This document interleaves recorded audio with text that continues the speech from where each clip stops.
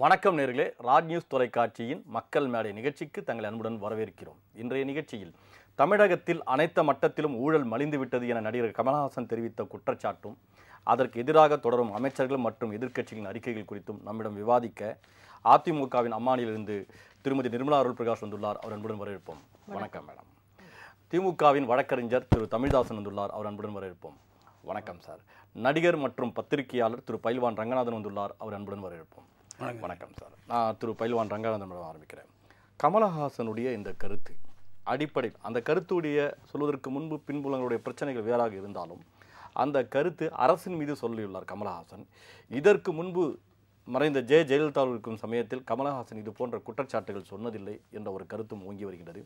அப்படி இருக்கும்போது இன்றைய சூழ்நிலையில் அதிமுக அரசு, தமிழக அரசிற்கு பல அழுத்தங்கள் இருக்கின்றது, மத்திய அரசும் அந்த அழுத்தம் தருகின்றது, இப்படி அதிமுகவுடைய நிலைப்பாடை மையப்படுத்தி கொண்டு எல்லோரும் விமர்சனம் செய்கின்றார்கள் என்ற அடிப்படையில் கமலஹாசன் ஏதோ ஒரு உள்நோக்கத்தில் பார்க்கும்போது இது போன்ற குற்றச்சாட்டுகள் எவ்வித ஆதார அடிப்படை அற்று சொல்லிக் கொண்டு வருகின்றார் என்ற குற்றச்சாட்டும் இருக்கின்றது. இதற்கு எதிராக அமைச்சர்களின் விமர்சனங்கள் வேறு விதமாக இருந்தாலும் இந்த கருத்து சொல்ல வேண்டிய அவசியம் என்ன, இருக்கக்கூடிய சூழ்நிலை என்ன, ஏன் கமலஹாசன் அவர்கள் வெளிப்படையாக எந்த குற்றச்சாட்டை மையப்படுத்தி சொல்கின்றேன் என்று சொல்லவில்லை? கமலஹாசன் சினிமாவில் சகலகலா வல்லவன், அதில் எந்தவித மாற்று கருத்தும் என்ன பொறுத்தல கிடையாது. அவருக்கு பாட்டு எழுத தெரியும், கதவசனம் எழுத தெரியும், நடிக்க தெரியும். இன்னும் சொல்லப்போனால் இன்றைக்கு எந்த அளவுக்கு உலக தரத்தில் மேக்கப் சாதனங்கள் கிடைக்கிறது, ஒளிப்பதிவு கருவிகள் கிடைக்கிறது, எல்லாவற்றிலையும் அவர் இப்போது இருக்கிற தமிழ் சினிமாவில் அனைவரையும் விட முதல் முடியில் இருக்கிற கமலஹாசன். அதில் எந்தவித கருத்தும் இல்லை. இது என்னுடைய முன்னுரை காரணம். பின்னால் நான் சொல்ல போகிறது விஷயம் இருக்குது. சரி, எல்லா துறையிலும் ஊழல்ங்கிறத நான் ஒத்துக்க மாட்டேன். ஒரே ஒரு துறை ஊழலை மட்டும் கமலஹாசன் தெளிவுபடுத்தணும். ஏன்னா மற்ற துறைகளை பற்றி எனக்கு அறிவு சார்ந்தவங்களாம் பேசியிருக்காங்க. எந்த துறைன்னு கேட்குறீங்களா? சரி. அதாவது சினிமா சம்பந்தப்பட்ட தகவல் ஒலிபரப்பு துறை.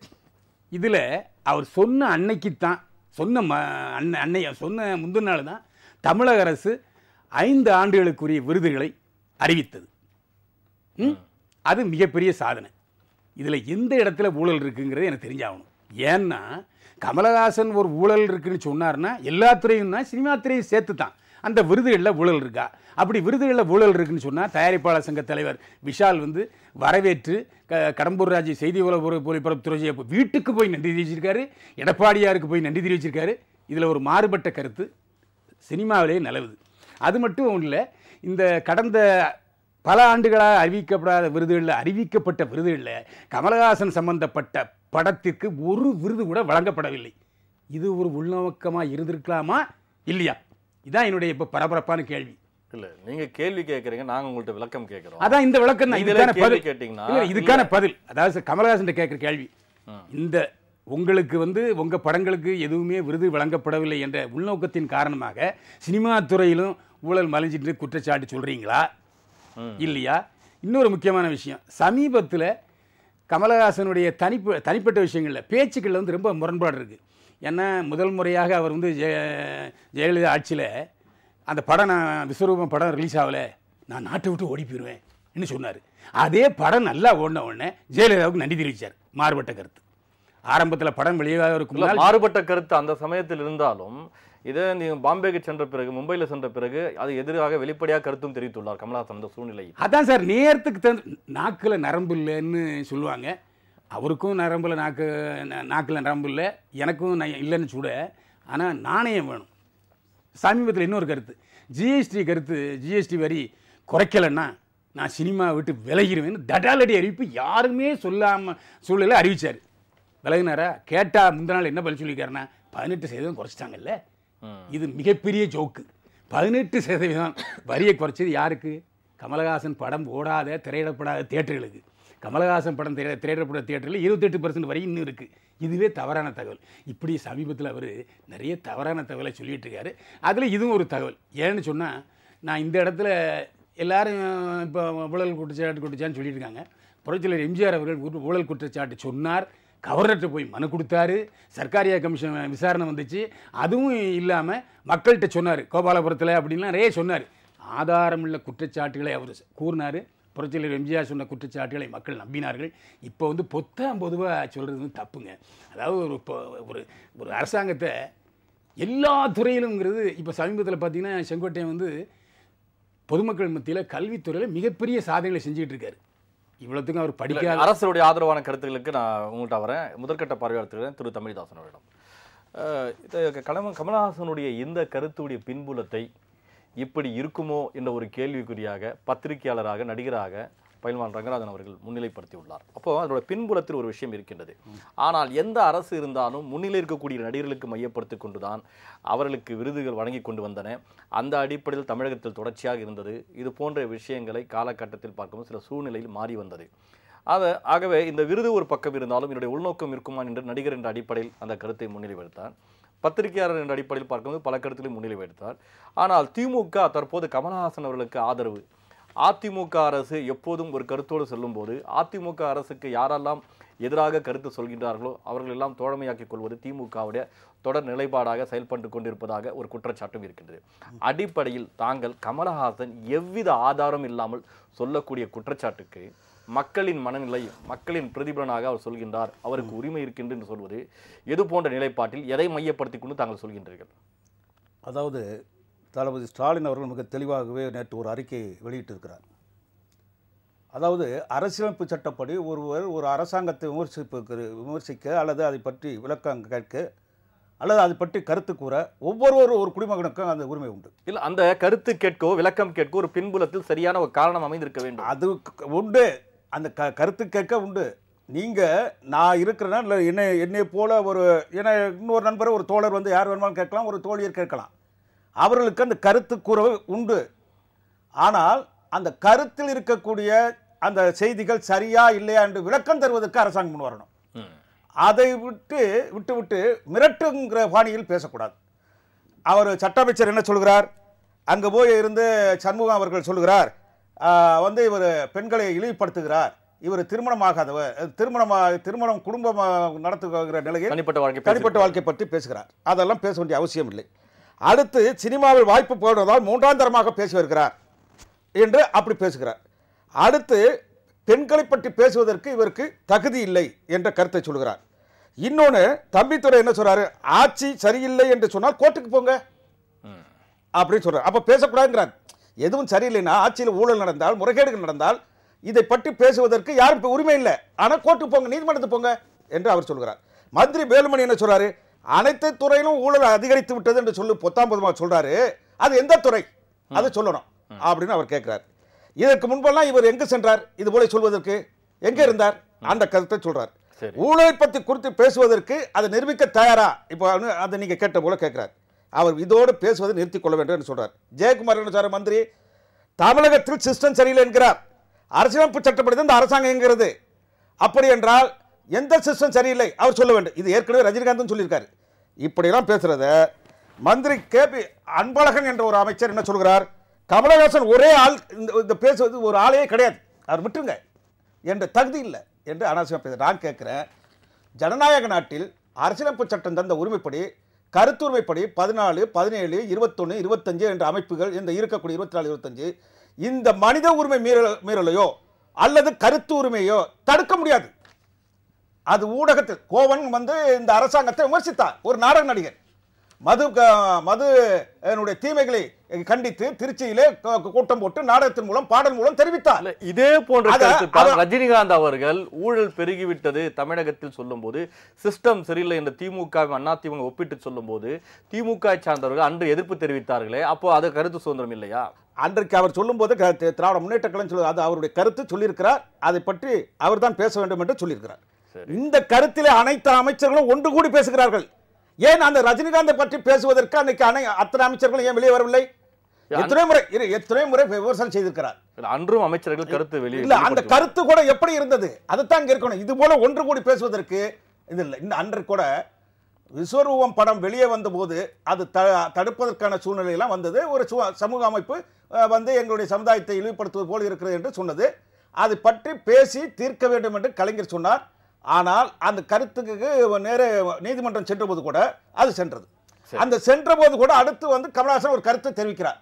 தெரிவித்த பிறகு நான் நாட்டை விட்டு கூட போய்விடலாம் என்று கூட இருக்கிறேன் என்றெல்லாம் ஒரு கருத்து சொன்னார். இல்ல இப்போ திரைத்துறையை சார்ந்தவர் திரு பைல்வான் ரங்கராஜன் அவர்கள் ஒரு பத்திரிகையாளர் என்ற அடிப்படையில் இந்த கருத்துடைய பின்புலமும், அதாவது திரைப்படத்துறைக்கு வந்துட்டு விருதுகள் வழங்கப்படும் என்ற ஒரு செய்திக்கு ஒரு அது அவருடைய கருத்து இல்ல அதற்கு நன்றி தெரிவிக்காத கமலஹாசன் இப்போ அவருடைய துறையை சார்ந்தவர்களை பற்றி ஒரு விஷயம் நடக்கும்போது எப்பொழுது நன்றி தெரிவிப்பார்கள் புரிந்து கொள்ள வேண்டும். கமல் இப்ப இவர் கருத்து தெரிவிக்கிறார், இப்ப இவரே ஒரு கருத்து தெரிவிக்கிறார், அதை பற்றி எல்லாம் கருத்து தெரிவிக்கிறார். அந்த உரிமை இருக்கிறதுல இவருக்கு அவருக்கு ஜெயலலிதா ஆட்சி அவர் சொல்லக்கூடிய கருத்துடைய உள்நோக்கம் உங்களுக்கு புரியுதுங்களா?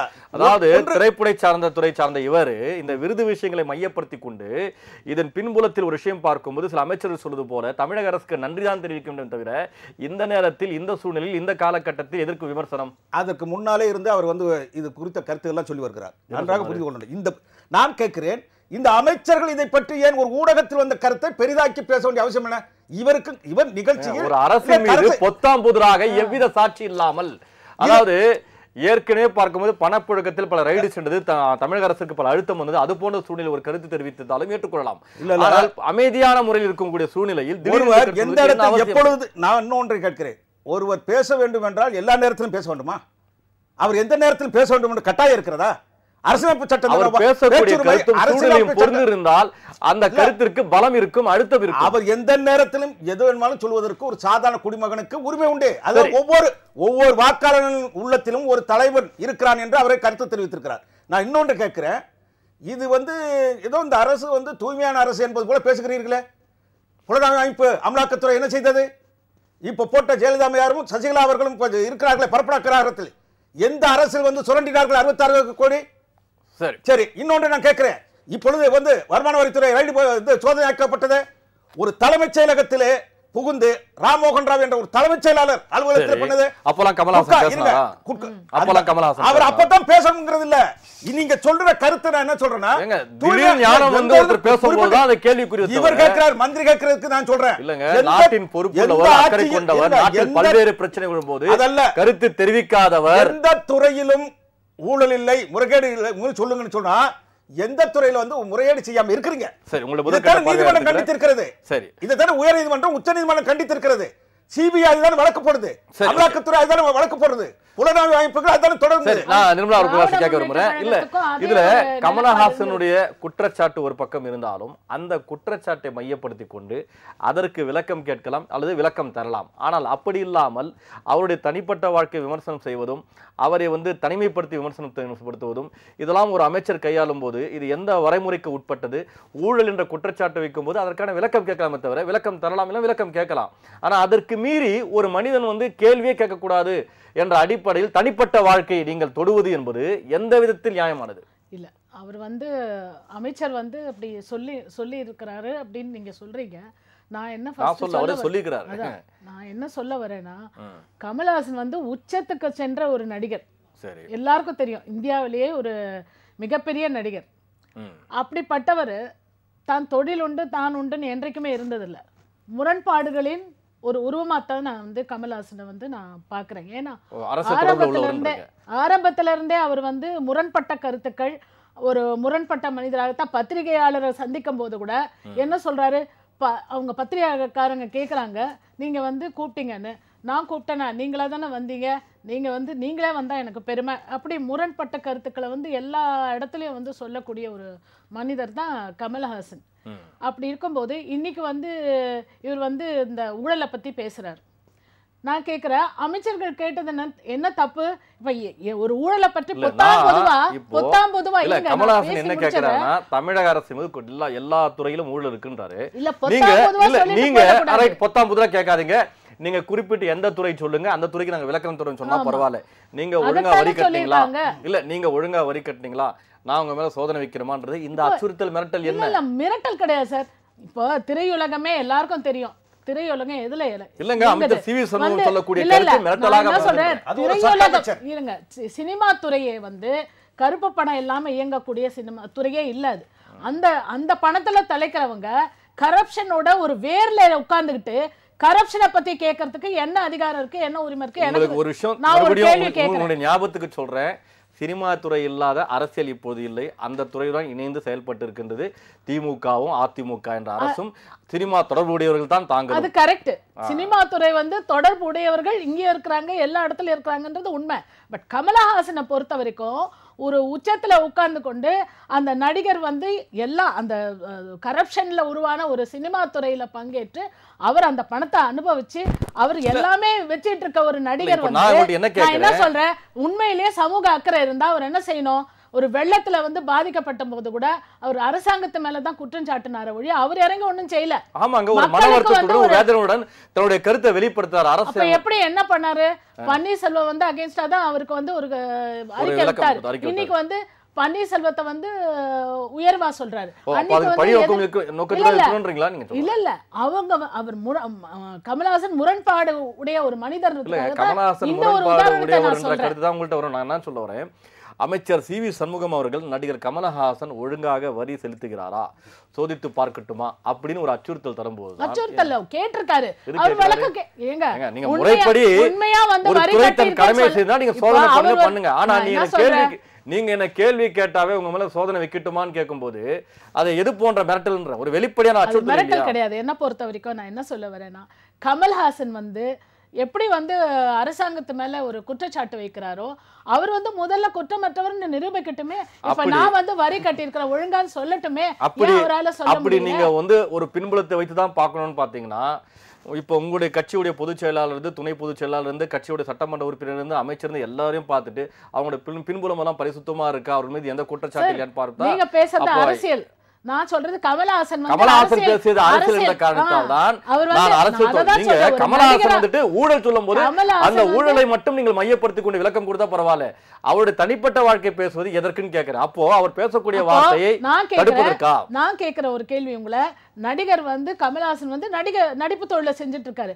அவர் தொழில பார்க்க வேண்டியதானே, ஏன் அரசியலுக்கு வந்து அரசியலுக்கு வரணும்? அப்படிதான் வரமுறை இருக்கான்னு கேட்கிறேன். வரமுறை சொல்ல அரசியலுக்கு வரணும் ஆசைப்பட்டா நேரா வரட்டும். அதை விட்டுட்டு நீங்க எங்கேயோ ஒளிஞ்சுக்கிட்டு வந்து இந்த மாதிரி எல்லாம் குற்றச்சாட்டை வச்சுக்கிட்டு உண்மையா இப்ப எவிடன்ஸோட அவர் நல்லா சொன்னாரு. பயில்வான் ரங்கநாதன் அவர்கள் சொன்னாரு, எம்ஜிஆர் வந்து அழகா வந்து இந்த குற்றச்சாட்டுன்னு வந்து வச்சு சர்க்காரியா கமிஷன் வச்சு அதை நிரூபிச்சாரு. அந்த மாதிரி பண்ணட்டும், அவர் பண்ணட்டுமே. அதை ஏன் செய்ய மாட்டாரு?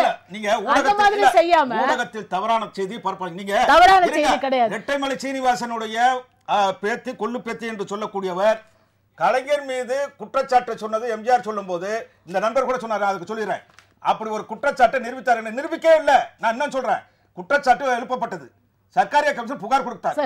இருங்க நான் அதை சொல்லிடுறேன், உங்க கருத்துக்கு சொல்லிடுறேன். நான் நடுவண் அரசுக்கு கொடுத்தார் இந்திரா காந்தி அன்றைக்கு ஊழல் புகார் என்று கலைஞர் தலைமையில் உள்ள அமைச்சர்கள் ஊழல் செய்தார் என்று கொடுத்தார். அவர் விசாரிக்க சொன்னார். விசாரிக்க ஒரு கமிஷன் போட்டார். யார்? அன்றைக்கு சர்க்காரி என்ற தலைமையை நீதிபதியை நியமித்தார்.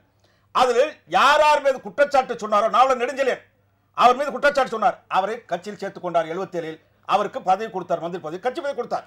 பாபு சமூகம் மீது ஊழல் குற்றச்சாட்டு சொன்னார், கலைஞரிடம் இருக்கும்போது அவருக்கும் பதவி கொடுத்தார், மந்திரி ஆக்கினார், அவருக்கு கட்சி பதவி. இருங்க ராஜாராம் இல்ல அதை சொல்லிடுறேன், ஏன்னா பதிவு செய்ய தவறா இருக்கும், நிரூபித்தார் என்று சொல்கிறேன். ஆனால் கமிஷன் போது சாந்தி பூஷன் நாங்கள் வக்கீல், திராவிட முன்னேற்ற கழகத்தின் சார்பில் சாந்தி பூஷன் நடராஜன் வக்கீல் நாங்கள் வைத்து வாதாடுகிறோம். குறுக்கு விசாரணைக்கு மறுத்து விட்டார் எம்ஜிஆர் முதலமைச்சர். அவர் வந்து இந்த கமிஷன் இருக்கக்கூடிய எனக்கு தெரியாது, சேலம் கண்ணன் எழுதி கொடுத்தார். சேலம் கண்ணன் எழுதி கொடுத்தார் என்று சொன்னார். அடுத்து என்னவென்றால் 3 குற்றச்சாட்டுகள் மட்டும் வைத்து வழக்கு போடுகிறேன் என்று சொன்னவர் எம்ஜிஆர், அந்த குற்றச்சாட்டுகள் நிரூபிக்கப்பட ஆதாரங்கள் இல்லை என்று சொல்லி மிக தெளிவாகவே விபி ராமன் என்ற அரசு தலைமை வழக்கறிஞர் எழுதிவிட்டார் குறிப்பு. இவ்வளவு இருக்கிறது நிரூபிக்கப்பட்டது என்று தவறான தகவல் சொல்லக்கூடாது. எம்ஜிஆர் மீது ரே கமிஷன் போட்டார், எது எரிசாராய் ஊழல் என்று இந்திரா காந்தி போட்டார். நான் கேட்கிறேன், இவ்வளவு தவறான தகவல் சொல்வதற்கு இந்த பதிவில் ஏற்படுத்தக்கூடாது. அது ஒரு விவாதமே நடத்த வேண்டும்.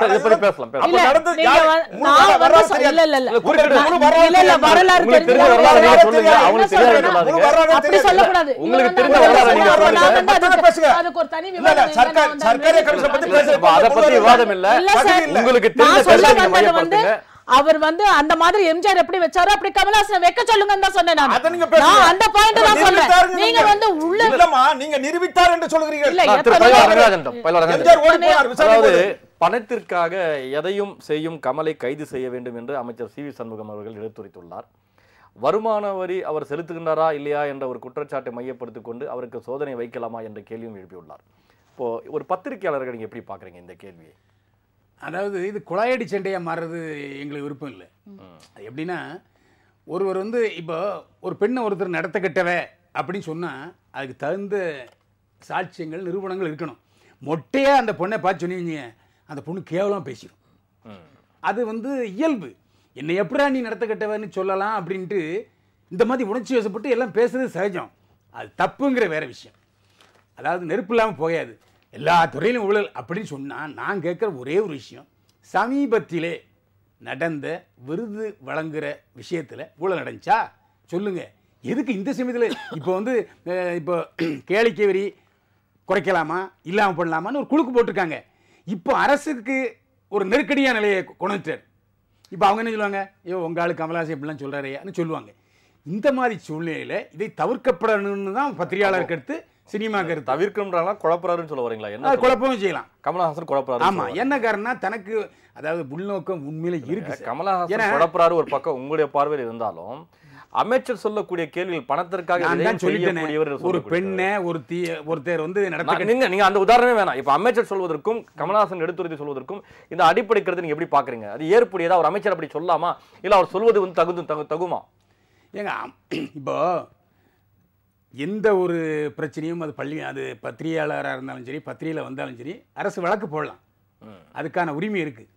இப்போதைக்கு அவர் வந்து எந்தவித பொத்தாம் பொதுவாக சொல்லுறதுனால வழக்கு போடுறதுக்கான ஒரு ஆதாரபூர்வமான விஷயங்கள் இது இல்லை. நான் கேட்ட கேள்வி, அமைச்சர் சொல்லக்கூடிய கருத்தை நீங்கள் எதிர்க்கிறீங்களா ஆதரிக்கிறீங்களா? அமைச்சர் சொன்னது தப்பு. ஆனா சூழ்நிலையில அவர் வந்து அந்த தப்பை சரியாங்கிறது அவர் நான் தான் சொல்றேன். பார்த்தா கமலஹாசனுக்கு ஒரு சூழ்நிலை நம்ம உருவாக்கலாம், அவரும் ஒரு சூழ்நிலை உருவாக்கி சூழ்நிலை இல்லையே. நான் அதுதான் சூழ்நிலை நீங்க கொடுத்துட்டீங்களே, ஒரு சூழ்நிலை நீங்களே ஒரு சூழ்நிலை சொல்லிட்டீங்களே. இப்ப வந்து விருது வழங்குறாங்க, அந்த சூழ்நிலை மையமா அதுதான் சொல்றேன். நான் கமலஹாசன் பொத்தாம் பொதுவா ஊழல் சொல்லும்போது அவங்க இந்த விருது வழங்குறதுல ஊழல் நடந்திருக்கு, இவ்வளவு லஞ்சம் வாங்கினாங்க, இந்த மந்திரி வாங்கினார் சொல்லுங்க, ப்ரூவ் பண்ணட்டும். அதைத்தான் நான் சொல்றேன், வேற ஒண்ணு இல்லை. ஒட்டுமொத்தமா கரை பூசுறதை விட இந்த மாதிரி விருது வழங்கல 5 வருஷம் கொடுத்துறீங்க, எனக்கு அந்த என்னுடைய படங்கள் கொடுக்கல. இல்ல இந்த விருது விஷயம் சம்பந்தப்பட்டது எந்த அமைச்சரும் வாய் திறக்கல. அப்படி வாய் திறந்திருந்தா நான் அந்த கேள்வியை வந்து அதுக்குள்ள போயிருக்கேன். நீங்க தானே சொல்றீங்க அதை முன்னே. நான் சினிமாக்காரங்க, சினிமாக்காரருடைய உணர்வுகளை பதிவு செய்ய வேணும். ரெண்டாவது ஒரு சினிமாக்காரனுடைய உணர்வு நீங்க பதிவு செய்யுங்க. இப்ப அமைச்சர் வந்து நடிகர்கள் வரி கட்டுவதில்லை போல ஒரு குற்றச்சாட்டு பொத்தாம் புதிரா வைக்க, நடிகர்கள் வரி கட்டுவதில்லைன்னு யாரும் சொல்ல முடியாது. அப்ப கமலஹாசன் வந்து கட்டி உள்ளாரா, நான் வந்து சோதனை வைக்கட்டுமான்றது என்ன அர்த்தம்? இல்ல அவர் வந்து நான் ஒழுங்கா வரி கட்டியிருக்கேன்னு சொல்றாரு. யாரு? கமலஹாசன் சொல்லிட்டாரு. சரி, சோ அந்த கேள்விக்கு அங்க இடம் இல்ல. அமைச்சர் சொல்லக்கூடிய அந்த கருத்து எதை உணர்த்துதுன்னு கேட்க, அமைச்சர் சொன்னது தப்பு, அதுல எந்த மாற்று கருத்தும் கிடையாது. சூழ்நிலை அவர் அப்படி பேச வச்சிருக்கு. காரணம் கோபம், நம்மளை இப்படி நான் ஒரு தப்பும் பண்ணலையே, என்ன ஏன் இப்படி பண்ணிட்டாங்கிற கூட காரணம் இருக்கலாம். நீ ஏன் திடீர்னு ஒரு அமைச்சர் வந்துட்டு கமலஹாசனை திட்டினார் வச்சிங்க, தப்பு, மிகப்பெரிய தப்பு. கமலஹாசனுடைய வினை எதிர்வினை ஏற்றிருக்கு, அவ்வளவுதான். திரைப்படத்துறை சார்ந்த நடிகராகிய தாங்களும் கமலஹாசனுடைய கருத்தை எதிர்க்கிறீங்க. ஆமா, அதே நேரத்தில் சட்டமன்ற உறுப்பினராக இருக்கக்கூடியவரும் நடிகரும் கருணாஸ் அவர்களும் எதிர்க்கிறாரு. கமலஹாசன் வந்துட்டு இப்படி வந்து சிஸ்டம் சரியில்லைன்னு சொல்வதை விட அவர் வந்து அரசியலுக்கு வந்துட்டு பேச வேண்டும் என்ற ஒரு கருத்து வைக்கிறாரு. அது எனக்கு உடன்படல. அரசியலுக்கு வந்துதான் சிஸ்டம் சரியில்லைன்னு அது வெளியிலிருந்து கூட சொல்லலாம். இல்ல அவருக்கு ஒரு ஆசை இருக்கலாம் அரசியலுக்கு வரணும்னு, அதான் இப்படி எல்லாம் செய்யறாரு சரியில்லைன்ற வார்த்தை. ஒரு நடிகரா இருக்கக்கூடியவர் இவர் வந்துட்டு எங்க சிஸ்டம் சரியில்லைன்னு சொல்ற காரணங்கள் இருக்கு சார். இல்ல கருணாஸ் அவர்களும் ஒரு பொதுப்படியா அரசியலுக்கு வர வேண்டும் நோக்கம் வரும்போது அதே அடிப்படையில் அதே பாணியில் நீங்க சிஸ்டம் சரியில்லை பொத்தாம் புதிரா சொல்றதை விட நீங்க வாங்க அரசியலுக்கு, அப்படி ஒரு அக்கறை இருந்தா ஒரு பொறுப்பு இருந்தா நீங்க அரசியலுக்கு வாங்க, அரசியல வந்து செயல்படுத்த. அதுல என்ன காரணம், வெளியில இருந்து விமர்சிக்கிறதை விட இல்ல வெளியில இருந்து அப்படியே யோசிக்கிறதை விட உள்ள வாங்க, நீங்களும் அந்த சாக்கடை சுத்தப்படுத்துங்க. சாக்கடை சுத்தப்படுத்துங்க. இல்ல இந்த கருத்தில் எனக்கு உடனே சாக்கடை அரசியல் வந்து அவர் சொல்றாருல பொத்தம் ஊழல் எல்லாத்தையும் ஊழலை களையறதுக்கு வாங்க சாமி, நாங்க ஆதரிக்கிறோம். இல்ல நீங்க சாக்கடைன்றத சொல்றீங்க. இல்ல பொத்தாம் புதுவா ஊழல்ங்கிறத நான் சொன்னேன். இல்ல பொத்தாம் புதுவா அரசியல் சாக்கடைன்றீங்களா, இல்ல ஆளக்கூடிய அரசு சாக்கடைன்றீங்களா? அரசியல் கட்சிகளை சொல்லல, அரசு ஊழல். இல்ல ஊழல்ங்கிறது வந்து எங்க ஆரம்பிக்குது? இப்ப வந்து ஊழல் ஊழல் ஊழல்னு கமலஹாசன் சொல்றாரு. இப்ப ஜனங்க வந்து கரப்ஷன் வந்து எங்க ஆரம்பிக்குது? சரி, மக்கள் அப்படி நீங்க ஆட்சின்னும் பாத்தீங்கன்னா அமைச்சர்கள் வீட்டில் ரைடு நடக்கும் போது நீங்க என்ன நடவடிக்கை எடுத்தீங்க? இல்ல அவர் பதவி இன்னும் இருக்கின்றாரு, அப்ப மக்கள் மத்தியில் ஒரு அப்ப ஏன் எண்ணம் கமலஹாசன் வாய் அப்ப இதெல்லாம் மையப்படுத்தி கொண்டு கமலஹாசன் அப்பெல்லாம் உள்வாங்கி கொண்டு அப்பெல்லாம் வந்து அவர் ஒண்ணுமே வாய் இல்ல அப்ப திறக்கல. சொல்லனாலும் இப்ப சொல்றாரு, நான் ஒரு அடிப்படையில இப்படி எல்லாம் குற்றச்சாட்டு எதுக்கு வரும்போது சொல்றாரு? எவ்வித நடவடிக்கை என்னுடைய கேள்வி மேற்கொள்ளாமல் என்னன்னா, தன்னோட இவ்வளவு சுயநலத்திற்காக இந்த அரசு செயல்படாத ஒரு கேள்வி எடுத்துக்கலாம். இவ்வளவு நாள் வந்து வாயை மூடிக்கிட்டு இருந்த கமலஹாசன் இத்தனை நாள் வந்து எதுவுமே சொல்லாதவர் இப்போ மட்டும் எதுக்கு வாயை திறக்கிறார்? அதே கேள்விதான் திருப்பி உங்களையும் கேட்கிறேன். மறைந்த ஜெயலலிதா இருக்கும் பட்சத்தில் எந்த அமைச்சரும் வாய் திறக்காதவர்கள் இப்போது மட்டும் என்று எல்லோரும் தனித்துவமாக வாய் திறப்பதற்கு என்ன காரணம்? உங்க கேள்வியிலேயே பதில் இருக்கு. அம்மா இருந்திருந்தா அவங்க கரெக்டா பண்ணிட்டு இருப்பாங்க. சரி, அதனால அதேதான் கமலஹாசனும் பாக்குறாரு. அவங்க இருந்தா கரெக்டா பண்ணிருப்பாங்க, அமைச்சர்கள் செய்யறாங்க. கமலஹாசன் பார்த்தா நினைக்கலாம் ஒருவேளை அவங்க இருந்தா அது கரெக்டா இருந்திருக்கும். இப்ப அவங்க இல்லாதனால ஆளுக்கு ஆளு வழியில போறாங்க. அவங்க இருந்த போதே எதிர்த்தவர் தானே அவரு. அதே மாதிரி அவர் வந்து விளம்பரப்படத்துல நடிக்க மாட்டேனாரு, இப்ப வந்து விளம்பரப்படத்துல நடிக்கிறாரு, டிவி சீரியல்ல வர மாட்டேனாரு. அது மாதிரி அவர் வந்து சொல்றது ஒண்ணு செய்யறது ஒண்ணு சார். கமலஹாசன் தமிழ்தாசன், நான் என்னோட கேள்வி என்னன்னா, அமைச்சர் சொல்லக்கூடிய இந்த கருத்தும் இந்த அச்சுறுத்தலும் நீங்க எப்படி பாக்குறீங்க? நீங்க வந்து கமலஹாசனுக்கு வந்து சப்போர்ட் பண்ணுங்க. கமலஹாசன் அமைச்சர் சொல்லக்கூடிய கமலஹாசன் அவர்களுக்கு ஆதரவு தெரிவிக்கிறது என்ற ஒரு கருத்துரிமையை ஒரு ஜனநாயக நாட்டில் எவருக்கும், வண்டி ஓட்டுற வள்ளியப்பனுக்கும், குப்பை கூட்டுகிற குப்பமாளுக்கும், வயல் வேலை செய்கிற வேலப்பனுக்கும் எவருக்குமே இந்த ஒரு அரசை பற்றி கருத்து சொல்வதற்கு உரிமை உண்டு. உரிமை இருக்குங்க. அதே நேரத்தில் உரிமை அவர் அரசியல வந்துதான் தமிழ்தாசன் அரசியல் வந்த பிறகு கருத்து சொல்லல. ஒரு பிரபலமானவர் நீங்கள் சொல்லும் போது அதை மக்கள் மனதில் பதிவு செய்யும். அப்படி இருக்கும் போது நீங்கள் ஆதாரத்தோடு ஒரு துறையை மையப்படுத்தி அரசியலமைப்பு சட்டம் ஒரு பிரபலமானவர் திடீரென்று சொல்லக்கூடிய கருத்து, அரசியலமைப்பு சட்டம் பிரபலமானவர் பிரபலமாகாதவர் என்ற அந்த கருத்து அங்க பதிவு செய்யல. சரிங்க, நாட்டினுடைய குடிமக்களுக்கு தந்தது அரசியலமைப்பு சட்டம். ஒவ்வொரு குடிமகன் பொறுப்பில்லாதவர் கமலஹாசன் ஒத்துக்கிறீங்களா? அப்ப கமலஹாசன் பொறுப்பில்லாதவரா சொல்லுங்க. உச்ச நீதிமன்றமே தீர்ப்பு சொல்லிருக்கு அரசை பத்தி. உயர் நீதிமன்றம் தீர்ப்பு சொல்லிருக்கு.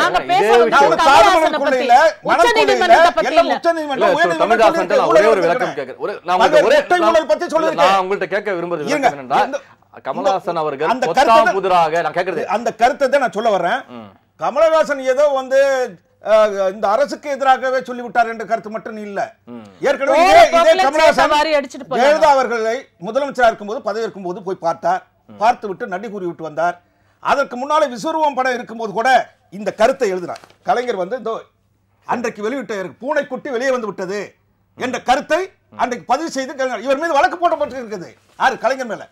நான் இன்னும் சொல்றேன், இப்படியெல்லாம் இருந்த அந்த கமலஹாசன் ஜெயலலிதாவை பாராட்டுகிற விஷயத்தை பாராட்டுகிறார். அவர் திரைப்பட விழா நடத்தும் போது அதில் போய் கலந்து கொண்டு பேசினார். பல்வேறு ரஜினிகாந்த் பேசினார், எல்லாரும் தான் பேசினார். இதே ரஜினிகாந்த் ஏற்கனவே 1996 அதாவது ரெட்டலைக்கு வாக்களித்தால் நீ ஆண்டவனாலும் திருத்த முடியாது என்று சொன்னவர் தான் இந்த ரஜினிகாந்த். ஆனால் அதே ரஜினிகாந்த் ஜெயலலிதாவை ஆதரித்து பேசிய வரலாறுலாம் இருக்குது, மேடைகள் இருக்குது. நான் என்ன சொல்றேன், கருத்து சொல்வதற்கு ஒருவருக்கு உரிமை உண்டா இல்லையா? ஒரு பொறுப்பாக ஜனநாயக அடிப்படையில் கமலஹாசன் கருத்து சொன்னார் என்றால் அவரை சார்ந்த துறையில் நடக்கக்கூடிய பல சம்பவங்கள், பல விஷயங்கள், சினிமா துறையில் நடக்கக்கூடிய விஷயங்களை வெளிப்படையாக பத்திரிகையாளர் கேட்கும் போது உங்களுக்கு 2 மணி நேரம் 2.5 மணி நேரம் 3 மணி நேரம் உங்களை வந்து மகிழ்ச்சியாக்கக்கூடிய விஷயத்தில் நீங்கள் கூடுதலாக கட்டணத்தை செலுத்தி டிக்கெட் வாங்கலாமே, அதிகப்படியா இருந்த என்ன தவறு என்று கேட்கிறாரு. அவர் துறையை சார்ந்தவரை மட்டும் வந்து அவர் மையப்படுத்திக் கொண்டு தெளிவுபடுத்தி அது சரி என்று வெளிப்படுத்துகின்றாரு. அப்போ அவர் எப்படி பொது அக்கறை கொண்டவர் நினைக்கிறீங்க? உதாரணமா நான் சொல்றேன், இது போன்ற கருத்துக்களை திரைப்படத்துறையில் இருக்கக்கூடிய ஒரு நடிகர் திரைப்படத்துறையில் ஏற்படுகிற சங்கடங்களை அல்லது சச்சரவுகளை தீர்ப்பதற்கு முன்னின்று பத்திரிகையாளர் கேட்கின்றார்கள். இப்போது திரைப்படத்தில் படம் பார்ப்பதற்கான கட்டணம் உயர்ந்திருக்குன்னு சொல்லும் போது, கட்டணமே சொல்லும் போது அந்த படத்தை பார்க்கக்கூடிய ஏழை 28% வரி உயர்த்தப்பட்டது என்று சொல்லி ஜிஎஸ்டி வரி வந்த உடனே அந்த வரி அந்த வரி மக்கள் அது எதிர்ப்பு தெரிவித்தாரே.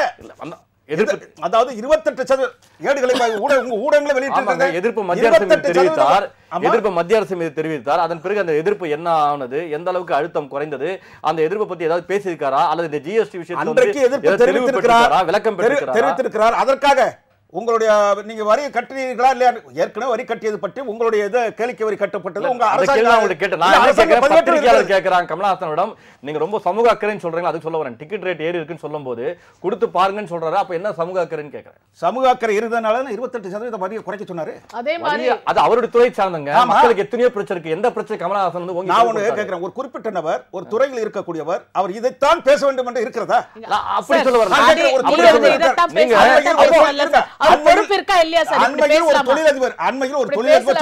அண்மையில் ஒரு தொழிலதிபர் சொன்னார் கியா மோட்டார்ஸ் என்று சொல்லக்கூடிய பாகங்கள், கார் பாகங்கள், வாகன பாகங்கள் தயாரிக்கக்கூடிய ஒரு தொழிற்சாலை அதிபர். அவர் என்ன சொன்னார்? கமலஹாசனுடைய கருத்துக்களை 50% மேலே லஞ்சம் வாங்கப்படுது என்று சொல்லி தான் ஆந்திராவுக்கு கொண்டு சென்று விட்டார். கமலஹாசனுடைய கருத்துக்களை அவர் மீது வழக்கு போட்டிருக்கிறதா?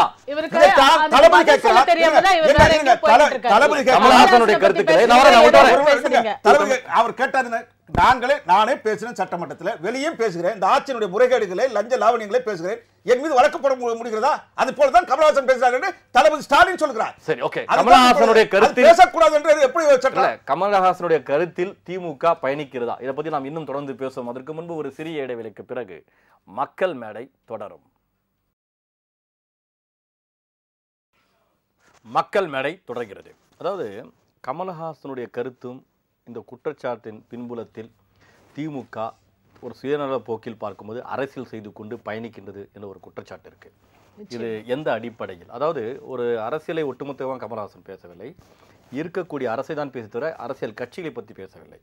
அப்படி இருக்கும் சமயத்தில் அவர் சொல்லக்கூடிய கருத்தை ஏற்கனவே ஆண்ட அரசியல் கட்சி தலைவர்கள், முக்கியமான பிரமுகர்கள் அதை ஆதரித்து பேசுவதால் என்ன தவறு இருக்கின்றது? நீங்கள் ஊழலற்றவர், அதுக்கு அப்பாற்பட்டவர் என்றால் ஏற்கனவே பல ரைடுகள்லாம் நடந்துச்சு. அப்போ யார் மீது நடவடிக்கை எடுத்தீங்க? இதெல்லாம் வழக்கில் தானே இருக்குது. அப்படி ஒரு குற்றச்சாட்டு முன்னிலைப்படுத்துவார். அதே மாதிரி இப்போ இருக்கக்கூடிய அரசுடைய பொதுச் செயலாளர்கள் சிறையில் இருப்பதும், துணை பொதுச் செயலாளர் மீது குற்றம் சுமத்தப்பட்டு அவர் சிறைக்கு சென்று வந்ததும், அதன் பிறகு அமைச்சர்கள் மீது ஊழல் புகார் இருப்பதும், இப்படி போன்ற விஷயங்கள், பல விஷயங்கள் இருக்கின்றது. இந்த அடிப்படை இதெல்லாம் மையப்படுத்தி கொண்டு உள்வாங்கி கொண்டு கமலஹாசன் சொல்லியிருக்கலாம் இல்லையா? ஏன் சார் அப்ப வாய் திறக்கல? அவர் அப்பெல்லாம் வாய் திறக்கல. இன்னொன்னு நீங்க கேட்டீங்க, திராவிட முன்னேற்ற கழகம் வாய் திறக்கலனா அது வந்து தொடரும் போது கேக்குறாரு. இல்ல, நீங்க ஃபர்ஸ்ட் ஒரு கேள்வி கேட்டீங்க, இந்த மாதிரி திராவிட முன்னேற்ற கழகம் வந்து இவரை ஏன் சப்போர்ட் பண்ணணும்ட்டு. எப்பவுமே ஸ்டாலின் வந்து காத்துக்கிட்டு இருக்காரு, யாராவது வந்து இவருக்கு வந்து கிடைக்க மாட்டாங்களான்னு. கமல்ஹாசன் வந்து ஒரு அவருக்கு தீனி போட்ட மாதிரி பேசிட்டாரு. அதனால உடனே பிடிச்சிக்கிட்டாரு அவர் ஸ்டாலின். திராவிட முன்னேற்ற கழகம் வந்து கமல்ஹாசனை சப்போர்ட் பண்றதுக்கு ஒரே காரணம் அவர் அண்ணா திராவிட முன்னேற்ற கழகம் மீது சேற்று வாரி இருப்பது தான். அதுவும் வந்து பொதுவாக பேசியிருக்காரு அவர்.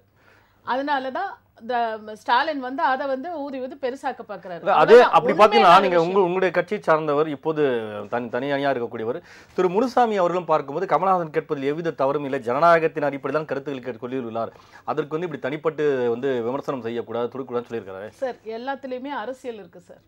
உண்மையிலேயே வந்து அரசியல் இருக்கிறதுனால தான் கமல்ஹாசன் வந்து ஃபர்ஸ்ட் வந்து மோடியோட சப்போர்ட்டர் மாதிரி அந்த இதுல எல்லாம் தூய்மை இந்தியா திட்டத்துல எல்லாம் பங்கேற்றார். இன்னைக்கு வந்து ஜிஎஸ்டி வரியை பத்தி கேள்வி முடிச்சிடறேன். ஜிஎஸ்டி வரியை பத்தி கேள்வி கேட்டாரு. ஜிஎஸ்டி வரி வந்து ஏறிடுச்சுன்னா மட்டும் நான் வந்து சினிமா உலகத்தை விட்டு போயிடுறேங்கிறாரு. அடுத்து என்ன சொல்றாரு, பத்திரிகையாளர் கூட்டத்துல வந்து மக்கள் வந்து டிக்கெட் வாங்கி பார்க்கட்டுமேன்றாரு. இப்போ மக்கள் மட்டும் கஷ்டப்படலாம். அவருக்கு என்ன சமூக பொறுப்பு இருக்கு, என்ன பொறுப்புணர்வு இருக்கு? இவருக்கு வந்து எந்த வித அடிப்படை உங்களுடைய கேள்வி அச்சம், அதாவது உங்களுடைய பதிலடி எல்லாமே கமலஹாசன் இது போன்ற கேள்விகள் கேட்பதற்கு தகுதியற்றவர் என்ற ஒரு நிலைப்பாடா, அல்லது அவர் கேட்கவே கூடாது என்ற நிலைப்பாடா, அந்த மாதிரி அவர் அந்த துறையை மட்டும் தான் பேச வேண்டும்? மக்கள் ஆட்சி, யார் வேணா கேள்வி கேட்கலாம், எல்லாருக்கும் உரிமை இருக்கு. அது தகுதி அடிப்படையில யாரையுமே நம்ம சொல்ல முடியாது. நான் அதை சொல்ல வரல. அவருக்குன்னு ஒரு பொறுப்புணர்ச்சி இருக்கு, ஒரு சமூக. இப்ப வந்து எல்லாருக்குமே தெரியும், வந்து பார்த்துக்கிட்டு இருக்க மக்கள் எல்லாம் ஒரு கமல்ஹாசன் சொல்றாங்கன்னா நிச்சயமா அதை கேட்பாங்க. இல்ல, ஏற்கனவே தமிழகத்தில் சென்னையில் வெள்ளம் வரும்போது கமல்ஹாசன் அவர்கள் ஜெயலலிதா அவர்கள் இருக்கும் பட்சத்தில் விமர்சனம் செய்துள்ளார். அப்போல விமர்சனம் செய்திருக்காரு, அவரு விமர்சனம் செய்தாரு. அடுத்து அவர் வந்து அந்த விஸ்வரூப அம்மா சொன்ன உடனே அந்த இதெல்லாம் அவருக்கு வந்து வெற்றி அடைஞ்ச உடனே வந்து மாறின. அதான் சொன்னேன், முரண்பாட்பட்ட மனிதராக தான் கமல்ஹாசனை வந்து நான் பார்க்குறேன். ஆரம்பத்துலேருந்தே அவர் எல்லாத்துக்குமே ஒவ்வொரு அடிப்படையான விஷயம் எது எடுத்தாலும் பார்த்தீங்கன்னா ஒன்னு சொல்வாரு, இன்னொன்னு செய்வாரு, ஒன்னு சொல்வாரு. நான் என்ன கேட்கிறேன், இருக்கக்கூடிய அமைச்சர்கள் அவருடைய குற்றச்சாட்டுக்கு பதிலளிக்காமல் சொல்றேன், ஏன் சார் 19 சொன்ன இப்ப ஒரு எல்லாத்தையும் கரப்ஷன் இல்ல அப்படி கேளுங்கன்ற எந்த துறைங்க உங்களுக்கு வந்து ஊழல் இருக்கு எந்த துறை அப்படி கேட்காம அமைச்சர்கள் கேட்டிருக்காங்களே அப்படி நேரடியாக கேட்காம குற்றம் சுமத்தானே கேக்குறேன். கண்டிப்பா கேட்டிருக்காங்க. இல்ல அவர் கேட்டிருக்காங்க எல்லா துறையிலும் ஊழல் என்ன இருக்குன்னு சொல்றாரு. எவிடன்ஸ் இருக்கு சொல்லுங்கன்னா எல்லா துறையிலயும் சொல்லிட்டு அப்படியே சேத்தவாரி எரிச்சிட்டு போற மாதிரி போக கூடாது. அந்த மாதிரி பொறுப்பில்லாத ஒரு மனிதரா தான் இன்னைக்கு நான் சரி அப்போ வந்து எந்த துறையின் சரியா குறிப்பிட்டு சொன்னா நீங்க வந்து அதுக்கு விளக்கம் அளிக்க கண்டிப்பா தயாரா நிச்சயமா. இருக்கீங்க. அப்போ இது போன்ற விஷயங்களை திமுகவுடைய சொல்லுங்க ப்ரூவ் பண்ண சொல்லுங்க. he can DMK also go to the court. இல்ல இப்போ திரு மு.க. ஸ்டாலின் அவர்கள் பல விஷயங்கள் குற்றச்சாட்டு சுமத்தி உள்ளார். அது மட்டும் இல்லாமல் அமைச்சர்கள் மீது ரைடு எல்லாம் வரும்போது ஏன் அவங்க பதவியில தூக்கல உடன்று இந்த கேள்வி கேட்கிறார். அப்ப கேட்டவர்களுக்கு நீங்க பதில் அளிக்கல இதற்கும். திராவிட முன்னேற்ற கழகத்துல என்ன சார் பண்ணாங்க? அப்ப நாங்களும் குற்றவாளி அவர்களும் குற்றவாளின்னு சொல்லுவாங்க. அத சொல்ல வரல நானு. இவங்க சொல்றதுக்கே தகுதியிலேயே அடிப்படை தகுதியே இல்லாம பேசுறாங்கன்ற நானு.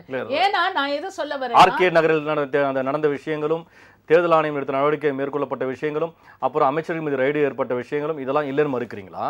இதெல்லாம் நடைபெற்றதானே இதெல்லாம் சார்? இல்ல அவர்கள் மீது நீங்க என்ன நடவடிக்கை மேற்கொண்டீங்க கேக்குறேன். எதுவும் ப்ரூவ் ஆகல. புரியுதுங்களா? ஒரு விசாரணை வந்த பிறகு ஒரு அரசு அப்ப எல்லாருமே இப்ப அவங்க கூட தான் 2G ஸ்பெக்ட்ரம் ஊரஞ்ச ஒரு பெரிய ஒரு அது நடந்துகிட்டு இருக்கு. அது அடுத்த மாதம் அதே வந்து மாதிரி பாப்போம். தான் அது இல்ல வழக்க பரிபடல ப்ரூவ் ஆகாம வந்து இது நடந்து அது 19 குற்றம் சொல்றதுல ஆளுங்க ஒரு அரசு அந்த வழக்கு முடியும் வரை அந்த அமைச்சரை வந்து பதவியிலிருந்து நீக்கிவிட்டு அதன் பிறகு பார்க்கணும் அந்த வழக்கு முடிவு தர வேண்டும். அதான ஒரு சரியான முறையில் செல்லும். பண்ணாங்களா ராஜாவுக்கு அவங்க? அப்ப அவங்க பண்ணல, நீங்களும் பண்ணலன்றீங்களா கேக்குறேன். எங்க பண்ணீங்க? பண்ணோம்ல, பண்ணவே இல்ல. ராஜா பண்ணல, கனிமொழியா எம்பியா தான் இருக்காங்க.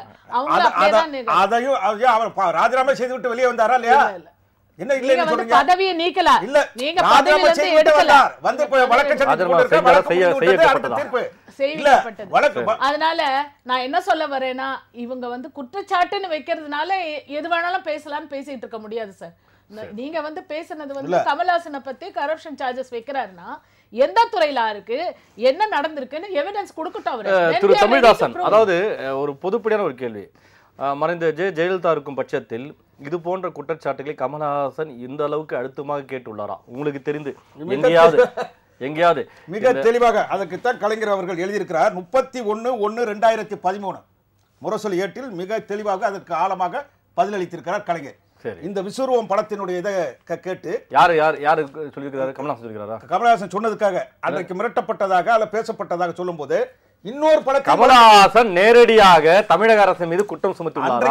அன்றைக்கு சொன்ன பதில் அவர் சொல்லியிருக்காரு. என்ன சொல்றாரு கமல்ஹாசன்? பாருங்க, அதை இன்னைக்கே சொல்லியிருக்காரு.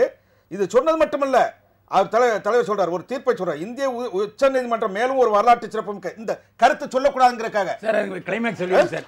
இல்ல அது படிச்சுட்டு நான் அதை என்ன சொல்லிருக்காரு கலைஞர்? என்ன சொல்லிருக்காருன்னா பேச்சுவார்த்தை மூலம் தீருங்க. ஆமா அப்படி சொன்னாரு. கருத்து சுதந்திரம் சொல்லிடுறாரு. இருங்க சார், கருத்து சுதந்திரம் வேண்டும் சொல்லி பேசுங்க.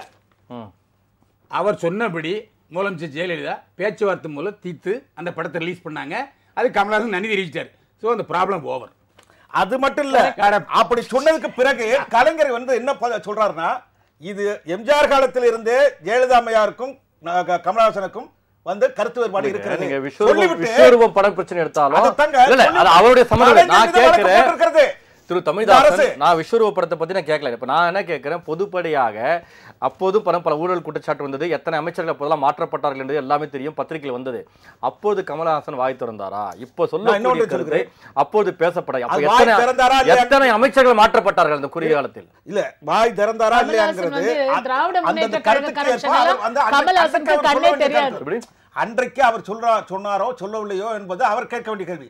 இன்றைக்கு சொன்னது கருத்து சொல்லக்கூடாது என்ற அர்த்தமா? இல்லங்க, இன்னைக்கு சொன்னாருங்க சொல்றாரு. இல்லங்க, அப்படி பொதுப்படையான அக்கறை கொண்டவர் பாஜக தமிழ் சிதம்பரம் கேக்குறாங்க. நீங்க வந்து ஊழல் செய்தா அத வந்து அந்த அம்மா எது வேணுமாலும் செய்யலாம். கமல்ஹாசன் எப்பவுமே திரு தமிழ்தாசன் இவ்வளவு ஊழல் செய்து நீதிமன்றம் சொல்லுது, சிபிஐ சொல்லுது. எந்த துறை ஊழல்? இந்த இப்ப நடைபெற்ற ஊழலுக்கு என்ன ஏற்கனவே என்ன ஊழல் நடைபெற்று வந்துட்டு இருக்கா இல்லையா? இல்லங்க, அரசுல என்னங்க ஊழல்? அரசுல என்ன ஊழல் ஏற்பட்டது? அரசுல என்ன ஊழல் ஏற்பட்டது? சொல்றேன், குட்கா விவரத்தில் வழக்கு பதிவு செஞ்சீங்களா?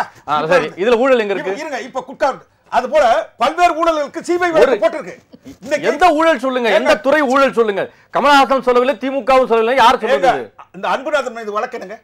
வருமான வரித்துறை வழக்கு இல்லையா? ஆமா. அந்த வழக்கு வந்து யாருடைய தொடர்புடையது? சரிங்க, சொல்லுங்க. சரி, அவசர பண்ணி வச்சிருந்தாங்களே அந்த நேரத்தில் யார் எந்தெந்த மந்திரி வச்சிருந்தாங்க இந்த அம்மையார்? யாரு? அதன் பேர் போடப்பட்ட வழக்குகள் என்ன? யாரு? இந்த அம்மையார் வந்து ஜெயலலிதா அவர்களே ஜெயலலிதா அவருக்கு பிறகு இப்ப இருக்கக்கூடிய அரசியல் ஊழல் பெருகிவிட்டது கமலஹாசன் சொன்னால், கமலஹாசன் சொல்லவில்லை, நீங்கள் சொல்லுங்க எந்த துறை ஊழல்னு கேக்குறேன். இந்த ஊழல்களை பற்றி பட்டியலிட்டு மருத்துவத்துறையா, கல்வித்துறையா, மின்சாரத்துறையா, எந்த துறை கேக்குறேன்? முட்டை ஊழல் இருக்கு, தாதுமணல் ஊழல் இருக்கு. இப்பொழுது வந்து இருக்கக்கூடிய ஐஏஎஸ் அதிகாரியே அவர் வந்து ஏற்கனவே வந்து ஒரு சுடுகாட்டில் படுத்திருந்த அந்த ஊழலை அமல்படுத்தினார், நடந்து கொண்டிருக்கிறது. இப்படி பல்வேறு வழக்கு என்ன ஊழல் இல்ல நீங்க சொல்லக்கூடிய எல்லாமே இப்ப இருக்கக்கூடிய அரசியல் மீது உள்ள ஊழல் என்னன்னு கேக்குறேன். இப்ப குட்கா திராவிட முன்னேற்ற கழகத்துல வந்து அடுத்த ஆர்கே நகரில் அந்த கூவத்தூரில் அழைத்து வைக்கப்பட்டு சட்டமன்ற உறுப்பினருக்கு 3 கோடி ரூபாய் கொடுத்த விவகாரம், 3 கிலோ தங்கம் கொடுத்த ஒவ்வொரு சட்டமன்ற உறுப்பினர் கொடுத்த விவகாரம் இருக்கு. கேக்குறீங்க சொல்லலாமா? இல்ல அடுத்து குறுக்கிட்டு பேசுறீங்களா? குறுக்கிட்டு பேசுறீங்க, கேள்வியாக கேக்குறீங்க, நான் பதில் சொல்ல வேணுமா இல்லையா? இல்லங்க, இல்ல நெறியாளர் கேள்வியான கேட்கணும், பதில் என்று பல வரிகள் இருக்குமா இல்லையா? என்ன கேக்குறீங்க? அப்ப நான் கேக்குறேன், ஆர்கே நகர் 89 ரூபாய் பண பரிமாற்றம் அது வந்து இருக்குல்ல, எல்லாம் வழக்கு பதிவு பண்ணி விசாரணையில இருக்கு. தமிழ்தாசன் சொல்றேன் சார், தமிழ்தாசன் சொல்லக்கூடிய எல்லாமே பண்ணாத காரணத்தினால மந்திரிகள் பேரை இடம்பெறல, வழக்கு பதிவு செய்யல. இதே அபிராமபுரம் காவல் நிலையத்தில் இன்னைக்கு ஹைகோர்ட்ல கேஸ் நடக்குது. நான் வழக்கறிஞர் என்ற முறையில் சொல்றேன். அந்த நீதிபதியே கேட்கிறாரு, அந்த நீதிபதியே கேட்கிறாரு, ஏன் பேர் அமைச்சர் பேரு இங்க பட்டியல்ல இது பண்ணல. இன்னைக்கு வருமானத்துறை கேட்டிருக்கு, இத்தனை பேர் மீது நீங்க நடவடிக்கை எடுக்கணும், தலைமைச் செயலருக்கு நோட்டீஸ் அனுப்பி கேட்டிருக்கு. நான் கேட்கிறேன், இதே கிரிஜா வைத்தியநாதன் 3 வழக்குகளை ஏன் பதிவு செய்யவில்லை? பல்வேறு வழக்கு இருக்க இல்லையா? இருக்கக்கூடிய எடப்பாடி பழனிசாமி முதலமைச்சர் மீது வழக்கு போடணும், ஏன் பதிவு செய்யல? இல்லங்க, இது வேற ஊழல் இருக்கு, நீங்க இல்லைன்னு சொன்னாக்க நான் இல்லைன்னு சொல்லுங்க. இது நீங்க சொல்லக்கூடியது ஒரு பக்கம், நான் சொல்றது அரசு துறையில எந்த துறையில ஊழல் இருக்குன்னு கேக்குறேன். சரி, இப்போ ஒரு தொழிற்சாலை வரணும்னு சொன்னாங்க. தொழிற்சாலை வந்து முதலீட்டாளர்கள் கூப்பிட்டு தொழிற்சாலைகளை கொண்டு வரணும்னு சொன்னாங்க. இப்பொழுது அருணாசலம் என்பவர் ஒரு அறிக்கை விட்டு இருக்கிறார். போன மாதத்துக்கு முதல் தான் கியா என்ற தொழிற்சாலை, அதை போல பல்வேறு தொழிற்சாலைகள் இங்க சிப்காட்ல கொண்டு வரணும். இந்த தொழிற்சாலை வருவதற்கு பல மாதங்களை காத்து கிடந்தேன். ஆனால் 50% லஞ்சம் கேட்கிறார்கள். மிக வெளிப்படையாக சொல்ல, அவர் மீது வழக்கு போட்டீங்களா? சரி, ஓகே. ஒரு எடுத்துக்காட்டு காட்டுறேன். சரி, ஒரே ஒரு விஷயம் சார், திராவிட முன்னேற்ற கழகம் தான் ஊழலுக்கு ஆணி வேற அமைச்சு அவங்க தான் ஆரம்பமே. அவங்க வெளிப்படையாக பேசுறது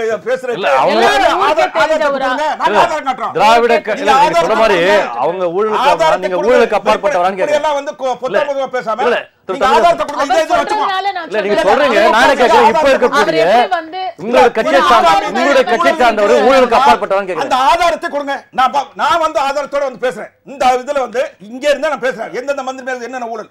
உச்ச நீதிமன்றமே காமராஜ் மேல நடவடிக்கை எடுக்க சொல்லி இருக்கிறது. திரு தமிழ்தாசன் அவர் உங்கள்கிட்ட வர, அதாவது சொல்ல மாதிரி ஊழல் குற்றச்சாட்டு இருந்தா இப்ப இருக்கக்கூடிய அரசும் சரி, உங்களுடைய கட்சியை சார்ந்தவரும் சரி, ஊழலுக்கு அப்பாற்பட்டவர்களா, தூய்மையானவர்களா, அதை தான் நீங்கள் கடைபிடிக்கிறீங்க. எல்லாருமே தூய்மையானவர்கள் நான் சொல்லல சார். சரி, எல்லாருமே தூய்மையானவர்கள் எல்லா இடத்துலயும் இருக்கிறாங்க, ஊழல் பண்றவங்க எல்லா இடத்துலயும் இருக்கிறாங்க. இல்ல, ஊழலுக்கு எதிராக இப்போ அரசு செயல்படுதான்னு கேட்கிறேன். ஊழலுக்கு எதிராக, ஊழலுக்கு அப்பாற்பட்டு செயல்படுதான்னு கேட்கிறேன். இப்போதைக்கு அதுதான் ஆரம்பிச்சு பண்ணிட்டு இருக்காங்க. நீங்க பாக்குறீங்க, செங்கோட்டையன் வந்து ஒரு கல்வித்துறையில வந்து அத்தனை ஒரு முயற்சியை எடுத்து இன்னைக்கு வந்து கார்ப்பரேஷன் பள்ளிகள் எல்லாம் ஸ்மார்ட் கிளாஸ்ன்னு கொண்டு வந்திருக்காரு. அது மட்டும் இல்லை, நிறைய வந்து ஒரு மாற்றங்களை கொண்டு வந்து முன்னேற்ற பாதை கொண்டு செல்லிட்டு இருக்காரு.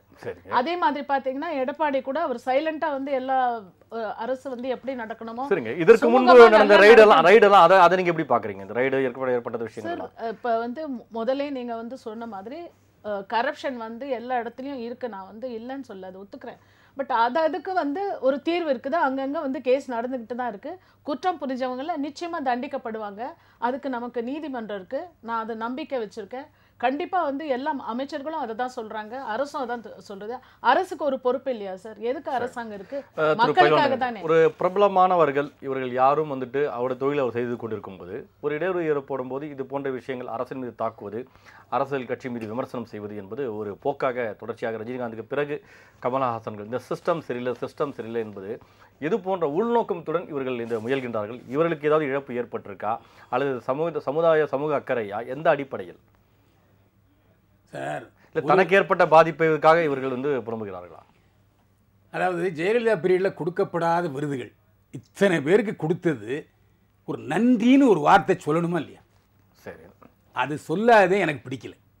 19 ஊழல்னு சொன்னாரு. என்னோட துறைக்கு நீங்க செஞ்சீங்கன்னா நன்றின்னு சொல்லிட்டு நீங்க செய்யக்கூடிய விஷயங்களை நான் மறந்தணும்னு சொல்ல வரீங்க. இல்ல சார், அது நன்றி தெரிவிக்க மறுக்கிறாரு. இப்ப என்னது இப்ப ஆமாங்க, மற்ற அவருக்கு வந்து இந்த இந்த இப்ப இருக்கக்கூடிய அரசின் மீது நம்பிக்கை இல்ல அவருக்கு. இதெல்லாம் இருக்கும்போது இந்த அவார்டு விஷயத்தை நான் ஏத்துக்கலன்னு சொல்ற மாதிரி அவர் நன்றி தெரிவிக்கல. இல்ல, அது பல குறைகளுக்கு பாதிக்கும்னு நான் சொல்ல வரேன். இன்னும் உங்களுக்கு புரியல சார். கேளிக்கை வரிக்கு 2 குழுக்கள் பேச்சுவார்த்தை நடத்திட்டு இருக்காங்க. பேச்சுவார்த்தை நடத்தும் போது இந்த பேச்சானது அரசுடைய கவனத்துக்கு எப்படி போகும்? ஐயோ, நாங்க இவ்வளவு செஞ்சுக்கிட்டு இருக்கோம், நீங்க பாட்டு உங்களால் இப்படி பேசுறாருன்னு சொன்னாங்கன்னா கேளிக்கை வரி குறைப்பாங்களா கூட்டுவாங்களா? இதுக்கு ஏன் இடையூறா இருக்கணுங்கிறதா எனக்கு விஷயமே தவிர, ஏன்னா ஒரு நல்ல இந்த விஷயம் இந்த அந்த விஷயத்தால இது எப்படி பாதிக்கப்படும். நான் என்ன கேட்கிறேன், இப்ப இருக்கக்கூடிய அரசுக்கும் கமலஹாசனுக்கும் எது போன்ற முரண்பாடுகள் ஏற்பட்டிருக்குன்னு கேட்கிறேன். இந்த விருதுகள் மட்டுமா இல்ல வேற ஏதாவது இருக்க உள்நோக்கம் இருக்காங்க? சார், அப்படி பார்க்கலாம். ஜிஎஸ்டி எடுத்து நான் வந்து படத்தில் நடிக்க மாட்டேன்னு சொன்னாரு. கன்வின்ஸ் ஆகலையா? என்ன மத்திய அரசு போராட்டம் நடத்தினாரு? கிடையவே கிடையாது. அதெல்லாம் சும்மா ஃப்ளோவில் டங் ஸ்லிப்பில் வர்ற வார்த்தைகள். என்ன கேட்டால் இந்த 19,000 ஊழலுங்கிறன்னு சொல்கிறத கூட அவர் சீரியஸாக சொன்னாராங்கிற எனக்கு சந்தேகமாக இருக்குது. சும்மா சொல்லியிருக்கலாம், அது சீரியஸ் பத்திரிக்கையாளர் சொல்ல சும்மா சொல்லலாமா? இல்லை, உண்மையில தான். ஏன்னா அவர் அதுக்கப்புறம் இன்சிஸ்ட் பண்ணி ஒரே வார்த்தையை சொல்லிட்டார். தளபதி சொன்னதுக்கு நன்றின்னு சொல்லிட்டார். அதை இன்னும் ஒரு அடுத்த கட்டத்துக்கு போகவே இல்லை. எப்படி சிஸ்டம் சரியில்லைன்னு ரஜினிகாந்த் சொன்னாரோ அதே மாதிரி ஒரு வார்த்தை சொல்லியிருக்காரு. அது சொல்றது தப்புன்னு அவர் சொல்றாரு. ரஜினிகாந்தே வந்தாலும் அரசியலில் நான் இந்த விஷயத்த சொல்லுவேன், சிஸ்டம் சரியில்லை சரிதான் சொல்லுவேன், ஊழல் இருந்தால் ஊழல் எதிர்ப்பேன், என்னுடைய பாணியோ என்னுடைய நிலைப்பாடோ மாறான்னு சொல்றாரு. ஒரே ஒரு கொஸ்டின். இப்போ கமல்ஹாசன் வந்து இவ்வளோ குற்றச்சாட்டு சொல்றாருல்ல, அதுக்கு தீர்வு சொல்லலாம் இல்லையா? தானே இறங்கி வந்து அதை சரிப்படுத்தலாம். எதுக்குமே அவர் வந்து முயற்சி எடுக்காம சும்மா ஒரு இடத்துல உட்கார்ந்துகிட்டு குற்றம் சொல்லிட்டு இருக்கிறதுல அர்த்தமே இல்லை. சரிங்க, கமல்ஹாசன் சொல்ற குற்றச்சாட்டுக்கு நீங்க அப்படி சொல்லலாம். எதிர்க்கட்சிகள் பல குற்றச்சாட்டுகள் சட்டமன்றத்திலும் சரி பத்திரிகையிலும் சரி பல விஷயம் வைக்கிறாங்க. நீங்க என்ன நடவடிக்கை மேற்கொண்டிருக்கீங்க? பல விமர்சனம் கொண்டு வந்திருக்காங்க. அமைச்சர்கள் இந்த ரைடு வரும்போது பார்க்கும்போது நீதிமன்றத்துக்கும் தொடரப்பட்டிருக்கு. பல பேர் வழக்கே தொடரலன்னு வழக்குகள் வந்து நடந்துட்டு இருக்கும் போது நான் முதலே சொன்னேன், நீதிமன்றத்தில் நிச்சயமா வழக்கு இருக்கும்போது அங்க நீதிபதி இருக்காரு, அவர் பார்த்துப்பாரு. எல்லா எவிடன்ஸும் இருந்ததுன்னா ப்ரூவ் பண்ணி யார் குற்றம் செஞ்சாங்களோ போக வேண்டியதான் யாரா இருந்தாலும். இல்லைங்க, ஒரு அரசு இருக்கும்போது ஒரு ஆர்கே நகர் இடைத்தேர்தல் நடக்கும்போது அங்கே ஏகப்பட்ட பண பட்டுவாடா ஏற்பட்டிருக்குன்னு சொல்வதே ஒரு மிகப்பெரிய வேடிக்கை இல்லையா? ஒரு கேள்விக்குள்ள அது தேர்தல் ஆணையத்தின் மீது நம்பிக்கை இழக்கப்படுகிறது. ஆளக்கூடிய அரசும் பக்கத்தோட அதிகாரத்தை வந்து பயன்படுத்தப்படுகிறது. நீங்களே சொல்றீங்க தேர்தல் ஆணையம் வந்து நம்பிக்கை இல்லாம போகுது. அப்ப தேர்தல் ஆணையம் வந்து செய்யறதே தப்புன்னு சொல்றீங்களா? தவறுன்னு தேர்தல் ஆணையம் செய்யறது இப்ப நடவடிக்கை எடுத்துக்கிறாங்க. அதிகார துஷ்பிரயோகம் ஏற்பட்டிருக்கீங்க இல்லையா? அவங்க நடவடிக்கை எடுத்துக்கிறாங்க தானே. அதுக்கு நாம வந்து ஸ்டில் நான் வந்து I hope in the constitution. எனக்கு வந்து இந்த டெமோக்ரஸி மேலேயும் நம்பிக்கை இருக்குது. நிச்சயமாக வந்து மக்களாட்சி நடந்துகிட்டு இருக்குது. யார் குற்றம் செய்தாலும், யார் கரப்ஷன் வந்து யார் செஞ்சாலும் நிச்சயமாக அதுக்கு தீர்வு இருக்குது சார். அந்த மாதிரி தண்டனையிலேருந்து யாரும் தப்ப முடியாது. இன்றைக்கு நீங்களே பார்த்துட்டு இருக்கீங்க, நீங்களே சொல்கிறீங்க இத்தனை பேர் தப்பு செஞ்சாங்க, நிச்சயமா நடக்குது. அப்ப அடுத்து வந்து தப்பு செய்யல. ஒரு பொறுப்புள்ள ஒரு அமைச்சர் வந்து என்ன சொல்றாருன்னா, கமலஹாசனுக்கு பதில் சொல்ல வேண்டிய இல்லை, அவர் ஒரு ஆளே கிடையாது என்பது போல ஒருமையில் பேசுகிறார். அப்போ ஒரு பொறுப்புள்ள ஒரு உரிமையில் பேசலாமா? ஒருமையில் பேசக்கூடாது. அப்போ ஒருமையில் பேசுகிறார். அப்போ நீங்க என்ன சொல்றாங்கன்றது அதுக்கு விளக்கம் தராம இப்படி ஒருமையில் பேசுவதும் அவர் மனதை புண்படுத்தும் விதமாக பேசுவதும் அவருடைய தனிப்பட்ட வாழ்க்கை பேசுவதும் பார்க்கும்போது நீங்கள் அவர் சொல்லக்கூடிய கருத்தை திசை திருப்பது போல் அல்லவா? இல்ல, நீங்க சொல்றது வந்து ஒரு ஒரு எக்ஸாஜரேஷன் மாதிரி எனக்கு தெரியுது sir. I'm not for that. நான் என்ன சொல்ல வரேன், எப்படி அவர் வந்து ஒரு 19 ரூபா சொன்னாரோ அப்படி அமைச்சர்கள் இன்றைக்கு ஒரு 19 கருத்துக்களை சொல்லியிருக்கலாம். ஆனா நான் ஒண்ணு சொல்ல விரும்புறது என்னன்னா, எல்லாருக்குமே பொறுப்பு தெரியும் சார். அமைச்சர்களாகட்டும் அரசு ஆகட்டும் எல்லாருக்கும் அந்த பொறுப்பு இருக்கு. அவங்க வந்து அவங்க ஹர்ட் ஆயிருக்கிறாங்க. இன்னைக்கு இவர் சொன்ன குற்றம் நீங்க ஏன் அதை பார்க்க மாட்டீங்க? அவங்க ஹர்ட் ஆயிருக்காங்க. இன்னைக்கு வந்து அரசு நல்ல முறையில நடந்துட்டு இருக்கு, மக்கள் ஆட்சி நடைபெற்று கொண்டு இருக்கிறது. அம்மா ஆட்சி. அமைச்சர்கள் பேசுறாங்க, முதலமைச்சர் ஏன் பேசல?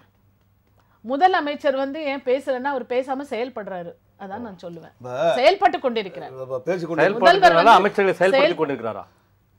அப்படி இல்ல, அமைச்சர்களுக்கு அனுமதியுடன் தான் முதலமைச்சருடைய உத்தரவில் தான் முதலமைச்சர் சொல்லித்தான் அமைச்சர்கள் செயல்படணும்னு இல்லையா? அவங்க பொறுப்பு அவங்களுக்கு இருக்குது. அவங்க வேலையை அவங்க பார்த்துட்டு இருக்காங்க. அரசு சிறப்பா செயல்பட்டு கொண்டிருக்கிறது. அதிமுக அரசு முதலமைச்சருடைய பாணியில் தான் செயல்பட்டாங்க தவிர உத்தரவுடி செயல்பட்டாங்க, தனித்து செயல்பட்டாங்க இருந்தாலும் இது போன்ற கருத்துக்கள் முதலமைச்சர் அனுமதி கொடுத்துருக்காரான்னு கேக்குறேன்.